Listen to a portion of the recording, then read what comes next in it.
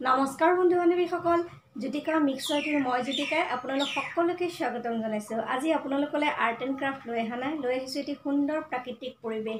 মই সৰুকালত থকা ঠাইখনত মানে পাহাৰত এটি মন্দিৰ আছে। আমি আছিলোঁ জীয়াজুৰি বাগানত, আমাৰ পৰা এতিয়া 2 কিলোমিটাৰমান দূৰত। আগতে মই মোৰ ভিডিঅ'ত কৈছোঁৱে সেই জীয়াজুৰি পাহাৰৰ গাতে লাগি থকা এটি সুন্দৰ মন্দিৰ, হনুমান মন্দিৰ।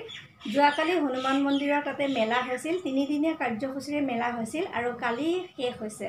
মই অৱশ্যে এবাৰ যাব নোৱাৰিলোঁ, আগতে গৈয়ে থাকোঁ। আগতে মানে আমি মঙলবাৰে এওঁ যায় আৰু কেতিয়াবা বছৰৰ প্ৰথমটো দিনত আমি তালৈ গৈয়ে থাকোঁ। আজি আপোনালোকক তাৰ কিছু অংশ দেখুৱাম, তাৰ ফটো দেখুৱাম আৰু বাহঁত কালি গৈছিলে, তাইও অকণ ভিডিঅ' কৰি আনিছিল আৰু আমাৰো ফটোসমূহ আপোনালোকে চাওকচোন। কিমান সুন্দৰ তাৰ পৰিৱেশ, আমাৰ সৰুকালৰ সেয়া স্মৃতি।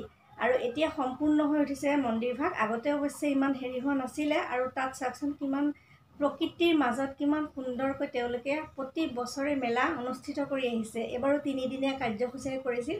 আপোনালোকক মেলা ভাগৰ বৰ বিশেষ নেদেখুৱাওঁ, অকণমান খালি আপোনালোকক তাৰ পৰিৱেশটো দেখুৱাওঁ। আহকচোন তেনেহ'লে দেৰি নকৰি ভিডিঅ'টোৰ মাজলৈ যাওঁ।